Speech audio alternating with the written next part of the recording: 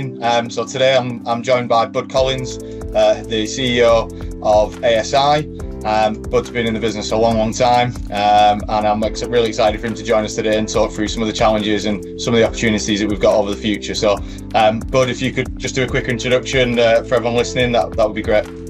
Sure. Thanks, Josh, for having me on today. I'm Bud Collins. I'm the CEO of AESI. I've been in the energy storage business almost since its inception back in 2007 as the leader of A123 systems effort in the energy storage space for a number of years until we sold the business to NEC back in 2014. I was the CEO of NEC for a number of years. And then I started to consult for pretty much all my competitors in the industry and a lot of cell manufacturers. So I got to see things from the other side of the fence. So it was a great opportunity to do that. And then in 2021, we started AESI with the intent to bring the next generation of energy storage to the marketplace. Right. I mean, it's such a great, obviously, career, and you've worked with so many great businesses over the years and had such great exposure. I think it really puts you in a position to, as you said, spearhead the kind of progression for that energy storage business across the US and globally, really, doesn't it? Yeah, at least I can be a part of it. Yeah, absolutely. Yeah. So I think, a couple of the things that we'd like to explore today with yourself and obviously drawing on all of that knowledge that you've got there is obviously some of the industry challenges and some of the industry goals. And I think one of the big things is with the G7's target of 1,500 gigawatts in energy storage by 2030. What do you see from your side as being some of the bigger challenges for the market in reaching that? I think there are a couple of key challenges. I mean, firstly, the planning and the planning tools for the grid in any given area are woefully antiquated and inadequate, which leads to difficulties in getting interconnections and interconnection queues, the studies that need to be done, the length of time that it takes is really one of the biggest blockers to a large scale deployment across the globe. Yeah. And I suppose, not to put you on the spot, but in terms of fixing that, getting ahead of that, how do you see us being able to do that? There are a number of people out there that are working on some AI-driven tools, and I've come across some of the developers that they're way ahead of the curve on being able to help the utility, and actually give them the studies and help them along. So that's something that the industry can do, but I think dragging the utilities along is a tough thing to do. Yeah. It's turning a big ship, isn't it? So it takes a bit of time, and I think it's great to have that collective goal from the G7 and that time frame to do that. It does help everyone steer at the same goal, I suppose. But I think it's a big ship to turn, isn't it? It is a big ship to turn. And from a utility perspective, every plan that they had for load growth and load positioning, they can throw it out the window because it's changing. It's dynamic. It's the amount of power that's going to be needed to support the population and all of the things that we're putting in, whether it's data centers or AI-driven data centers, the electric vehicle requirements, charger requirements, all that stuff hadn't been done before. So in their planning, estimates are estimates, but then when reality hits and they go, "Wow, we're 50% off," what do we do? And it's hard. Yeah. It's hard for them. I feel for those guys. Oh, absolutely. And, yourself, from a personal perspective, obviously you've led a number of energy storage companies now and been at the forefront of that. So what, in your opinion, what do you think that the industry needs to do and evolve and pivot to be able to hit that target within what is in reality quite a tight time frame? If the interconnection issues can be resolved and the utilities can see the future where it's not just grid support for ancillary services, but they really understand the value of the storage for shifting the time and taking advantage of the renewable resources that are intermittent. If that can be done and achieved in key areas where those areas are looked at as leaders and people will follow, that's a big win. And I think, the part that we can, as an industry, really help there is just through education, but we can also help in the area of bringing the systems to the market, right? When you bring a technology into an area where they're not accustomed to it, used to it, you've got to be super transparent. You've got to work with planning committees and local leaders and the authorities having jurisdiction. And you've got to be completely transparent. Every bit of data that you can give them on your safety, on your noise, on your risk, all of those things, being very, very transparent and open is the best thing for the industry. Yeah, absolutely. And I think that it's just all about that buy-in and the uptake, isn't it, of that new technology within that space. And I think transparency is probably the key thing that will lead to that uptake being faster and faster. Yep, it will. And what we're talking about is it's not a US problem, is it? It's a global problem. How do you see it, and how would you say that the US compares to other regions in terms of scaling its energy storage? And are we kind of leading, or would you say that the US is behind the curve, or would you say it's leading the curve at the moment? I think when you look across the whole globe, you got to look at China, and you also have to look at Australia, for instance. Yep. They are definitely leading the energy storage space. I mean, I can remember putting the first grid scale system in Beijing to support a coal plant to reduce its emissions at peak times. And at that time, the China grid was like, we don't really need storage. We don't need this. We don't need that. And then it just flipped like a switch. And all of a sudden, they're putting in, hundreds and hundreds of megawatt hours everywhere around the country. And then you look at Australia. Some of the deployments there are just massive, and they are, 4-hour systems. I mean, and some of them can be used as 8-hour systems. So they're kind of leading, I think, the large scale, longer duration, non-ancillary services market. However, when you look at the US, you got to look at California. They will also way ahead of the curve. And there are a number of other areas throughout the country, and I kind of see it as a wave, where you go from ancillary services to, maybe a 2-hour system, and then you get to a 4-hour system, and the wave goes across the globe from China to California. ERCOT, I think, will go to a 2-hour, 4-hour system very soon because we need the capacity. And then you're going to see that. You see that in New England, in New York, where they're looking at 2-hour, but they're also considering the 4-hour. And in Europe, we've gone now to 2-hour systems, and I see a shift to 4-hour systems being the predominant deployments very, very soon. Yeah, and I think that wave is quite visible, isn't it? You can actually physically see it and see the ground breaking in different areas gets bigger and it goes through. So it's I think that the technology is really interesting as well, and I think that obviously leads a lot of that. And the application of that technology. So I think what I would be interested to know is kind of, out of all the emerging technology in this space, is there anything in particular that you really excites you and you've got your eye on, and is that you see would be a big kind of key area for bridging the gap for that global energy storage? Well, I think you see some of it today, and I'm not going to say it's necessarily technology as much as it is paying attention to the details.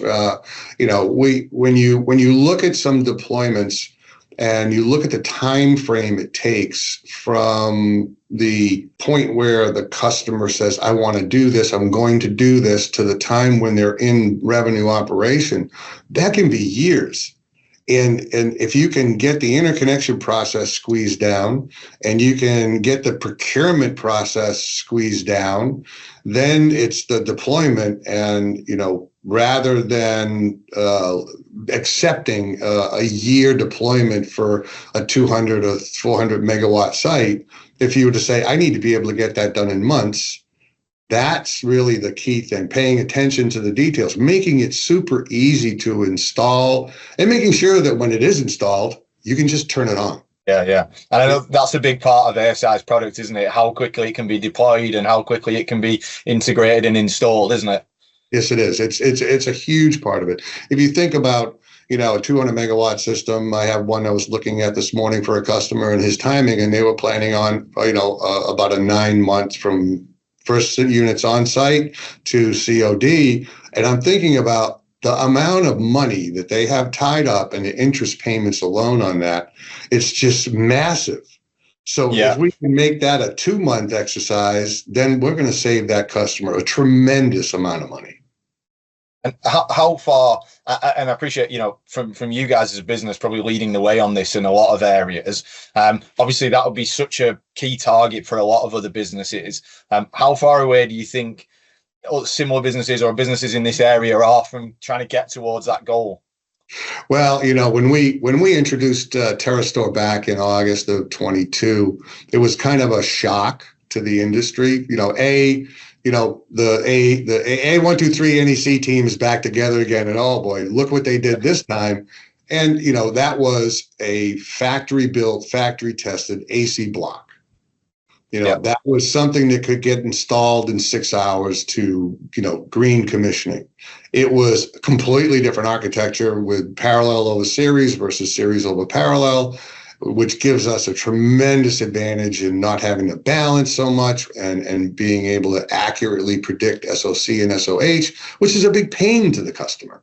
So then you watch the industry. Well, 7.2 megawatt hours at AESI. Oh, now they have 5 megawatt hours in their box. They went from 2.5 to 5.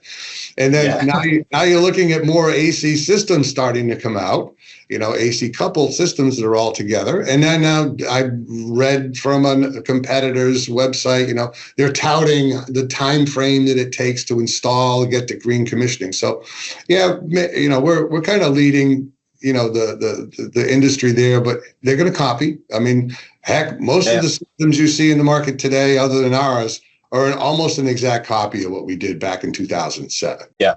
Well, someone's got a knock on the door, haven't they? So I think it's a case of leading the way. And, I think that, individually as each business is doing that, everyone has their own agenda. But I think as we touched on earlier, we have a global target to hit.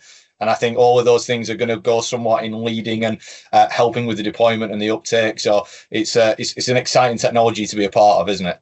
It is. It is very much very exciting because of all of the benefits that this technology can bring to the globe, and the economic benefits that go along with that is just tremendous. And we obviously touched on the technology there. I think we've mentioned the deployment as a challenge and how do we speed that up, and in terms of what we can do as individuals, in terms of from a business perspective, what are the best ways do you think we can streamline deployment so that we can ensure kind of energy storage deployments between now and 2030 can be ramped up?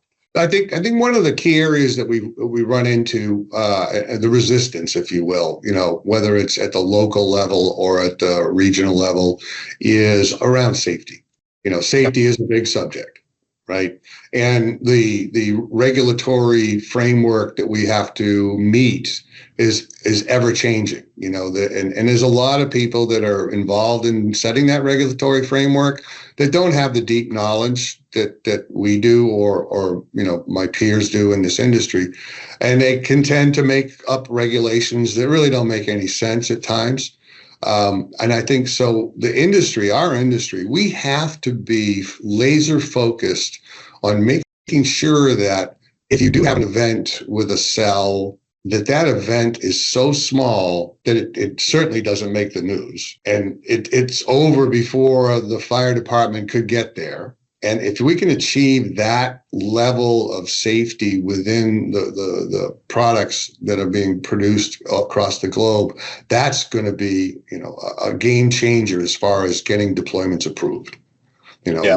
We've got to be at a 0 cell to cell thermal runaway propagation design. And That's what we did. That's what was one of our number one objectives in designing TerraStore, was to make it as safe as we possibly can. Yeah, and that leads me on to my next question, really, is that I think looking at the technologies across the market, and obviously everyone's route to market is slightly different, but I think, most people are selling across, their efficiency, their safety, and obviously their cost to build and deploy. So from that, is there anything in that technology area that you think looks really promising that can almost tick all three boxes? Well, I think from a technology standpoint, you've got alternative cell chemistries that are being touted. Sodium ion, for instance, is being touted as a solution to that. When I look at what it takes to actually get a project done and get it to pencil profitably, sodium ion lacks the energy density to do that, and the cap cost is going to be too high. Even if an effective system is about on parity with its cost per kilowatt hour, it is those lower energy density require you to put in more boxes. They require you to put in more infrastructure. It takes more land, more foundations, more EPC. So in the end, it becomes more costly. And cost is a big driver. Without the IRA in the US, I think that a large percentage of the projects that are being done today would not be being done because they just don't pencil. There's not enough. There's not enough PPA activity out there because the utilities haven't embraced it everywhere that storage is, imperative to have in your network. Yeah. And you touched on chemistries there. Do you think that we may see some storage businesses go down different chemistries and have an end goal in terms of different applications? I think, let's take sodium ion, for instance. If I was to say, pivot the company or add a different direction to go into, and let's say I wanted to go into home energy storage systems, I would put sodium ion inside of a home because it is inherently much safer than the lithium ion today, right? Even the LFP technology. It's just, it doesn't have that same high temperature reaction in a thermal runaway. But when you look at the broader market, I think what you'll see, and I know this is what we'll see, is a change in anode technology, a change in process from wet to dry.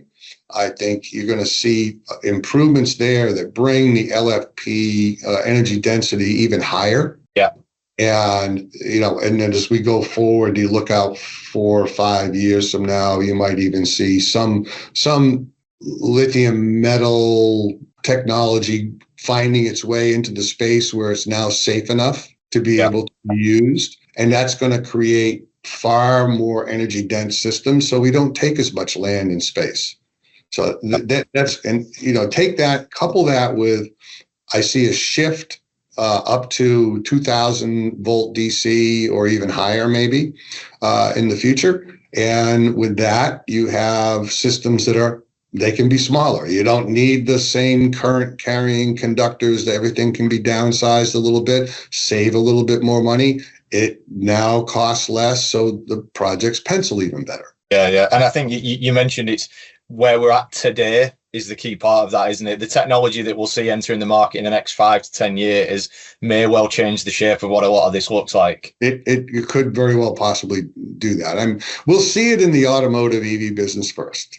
That's where that's where all these technologies will be tried out and proven before you see it move into the energy storage, because their requirements for cycle life are far less. 1,000 cycles on an EV cell is more than sufficient to give you, the capacity you need, the drive distance.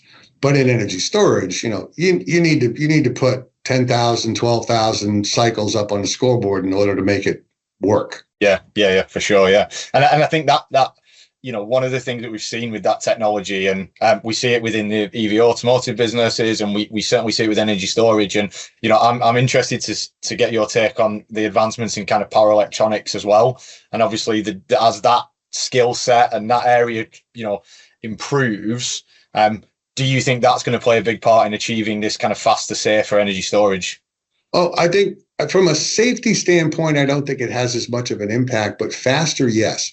With the advancements in inverter technology that's coming out of the EV space, it's going to make things smaller, less expensive, less heat, and higher voltages will help that. The next thing on the roadmap really is there's a product that's in our ecosystem that no one can buy, has long lead time, and it's called a transformer. And I think the next step is we need to get rid of the transformer, and we can do that with power electronics. It may be, a couple of years out, but I think you'll see that coming. And that just takes out one more chunk of the system.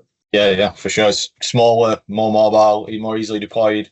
I think that they're the kind of intimate and small wins that will achieve that end goal. It's incremental things to do. It's not a complete clean sheet of paper change the world. I can tell you because we did that.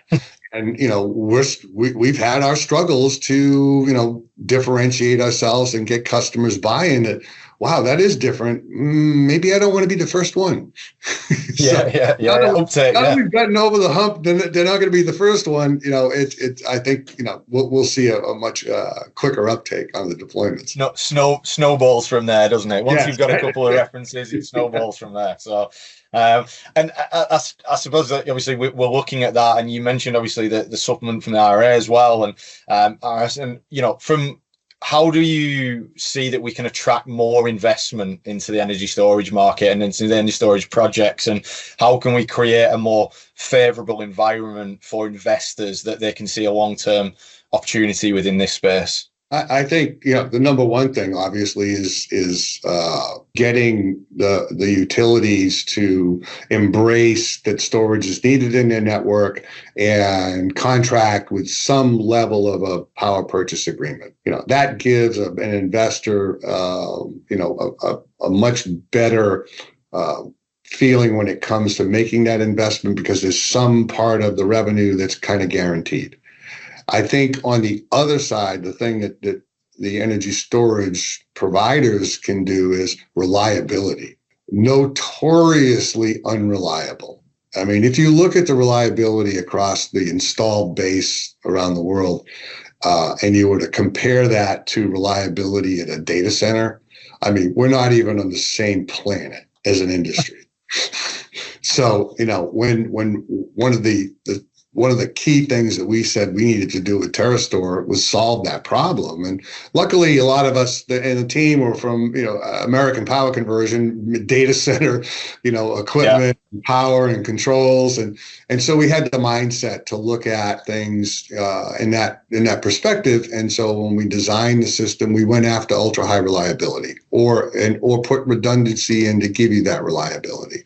So the systems, they're money makers, and in order to make money, they have to be available to run, and they have to run when you want them to, and you have to give the full sweep of what you put out there. If you put in 200 megawatt hours, but you can only use 160 of that because you can only use 80%, well, that's not giving you the value. You got to give them 100% of what they bought. Yeah, absolutely. Yeah. And I think, downtime is money, isn't it? And I think that's where people feel that worry. Yeah. And what we've seen in from customers across the globe is a huge issue with, balancing time. Systems having to be taken offline for days every month or every quarter to do balancing. Well, that's not reliability. That's not availability. Couple that with I don't know what my SOC is, so I don't know whether I can bid into that particular market at that particular time. That's like trying to drive the EV car, but you have no indication of how much mileage you have left. Yeah. But I think that's it, isn't it? I think I suppose, just from my interest as well, really, is that, as a business that's pushing the boundaries in this space, do you find that People may have been burnt previously with poor reliability or poor downtime from other areas or past products, and does that then affect or make it more challenging for you to kind of get them back on board and embrace that technology? I think it's exactly the opposite. So our best customer is a customer that's already put in energy storage. Okay. Because they've already lived the 9 month, a year deployment process. They've already lived the reliability issues. They've already, they're tired of paying for the portable office on site for the ESS and the PCS technicians to live in. They're tired of that. So if they've already done it, and we come along and show them this is how we eliminate, mitigate those issues, it's much easier to sell them. Yeah, well, makes sense. Makes sense, really, doesn't it? Yeah. But it's an improvement. It's an easy to wrap your head around that improvement, isn't it? Once you've had the challenges yourself. Yeah, it's much easier. From your side, personally, Bud, you've got decades of experience in this space. As we touched on before, you've worked for some incredible companies working on some incredible products. For businesses that are emerging in this space, and some are certainly more new to the market than others, and will have new leaders who are generating new technology. Is there anything that you would kind of advise these guys as they aim for that 1,500 gigawatt by 2030? Is there any advice that you would give to leaders joining this business to collectively get there a little bit quicker? Yeah, I think one of the things, and I talk to a lot of people that are coming up with some emerging technologies that could fit into our space, a lot of long duration stuff, and some that are in the 2 to 8 hour kind of block as well. And what my advice to them is pay attention to your levelized cost of usable storage. If you don't pay attention to that and know that inside and out, every bit of cost that it requires to make a project successful, then you're going to be blindsided. You're not seeing the whole picture. So you may have a great idea. You may have, you think it's the best thing since sliced bread. But when you stack it up against the existing incumbent technology and it just doesn't paper as well with an LCUS, you're fighting an uphill battle. So if you've got that focus and you're in the game from a cost standpoint and value proposition, then really is build a great team, treat that team very well, keep that team together, and you definitely will be successful. The market's big enough. Yeah, definitely. Yeah. And, one thing that we see regularly is that, we see businesses that transition from a really great concept, great prototype, but then actually taking that into a fully commercialized business. There's that gap in the middle that a lot of people struggle with. Now, as someone who's done this probably multiple times over the years, again, I find that I have a lot of conversations with leaders, owners, founders, whatever it might be, about that challenge of going from early stage prototype, pilot line, whatever it might be, through to a commercially viable business. Is there anything that you would advise for these guys who are reaching that point and to navigate that in the best way possible? Yeah, and I give this to a lot of people. Don't chase the shiny bumpers. Stay focused on small deployments. Get your credibility built. It also helps you ramp your manufacturing, your service, your support. Make sure you close the loop very tightly with your engineering department of what's in the field and what the issues are, so you can get to very quick resolution. So you don't have a situation where you're like a comet, right? And you think you're over here in the fiery ball and going forward, and in the tail is your whole engineering team fixing stuff in the field. That's a recipe for disaster. Walk before you can run. Yes.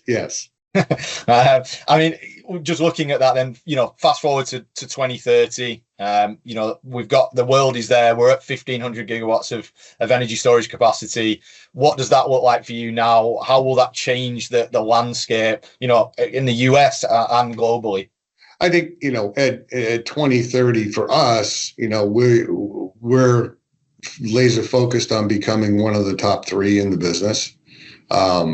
And I think we'll be in a position to look at some markets that are tangential to the general energy storage market, whether it be commercial applications, from supporting people that want to be, off-grid or green, or there's not enough power available, and we can help them with that. I think we'll be able to focus in those markets. I think that having the deployments go up to that in 2030 also will open up other markets that currently are just not there. If you take a look at the landscape in Central and South America, for instance, you look at where's the lead, right? It's Chile right now. But there's a lot of real estate down there. There's a lot of electrical networks that have the same issues that the electrical networks have, whether it's in the U.S., China, Australia, UK, Germany.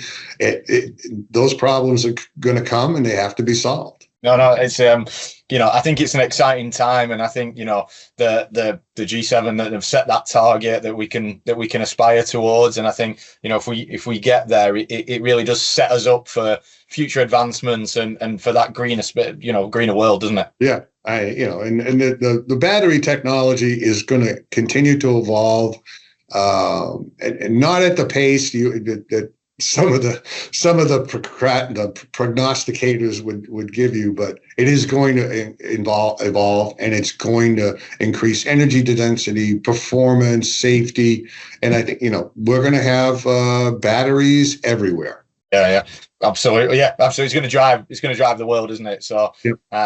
I think at this stage, from my side, I always like, towards the end is to obviously, but just from your side, to give an opportunity to put AESI a little bit more in the spotlight as well. And, if there's anything in particular that you'd like to highlight about AESI and the projects that you guys are working on, and what people should keep an eye out for. Sure. I appreciate that.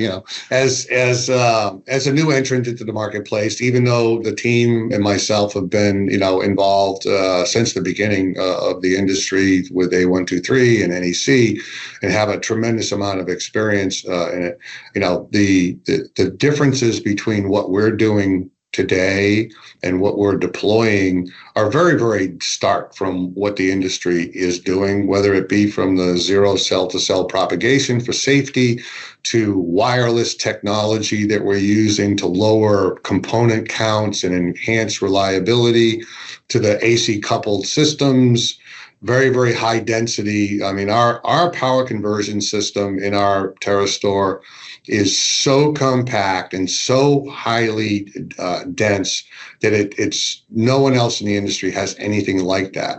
And we did that for footprint because land is expensive. And did I spend a little bit more money than I wanted to on getting that in there? Yep, I did. But we'll drive that cost down as we go forward, and the customer will benefit greatly from it. So, whether it's the ease of buying it, the ease of deploying it, the very little maintenance you have to do to it, that's the things that we bring to the marketplace. And, and I've got a fantastic team behind me that, whether it be the engineering to the delivery group that takes care of that, to the service group, to the aftercare, all of that, I got a great team around us. People make the business, don't they? It's those people that are going to drive it forward. Yep, they do. Absolutely. Well, Bud, I really appreciate your time.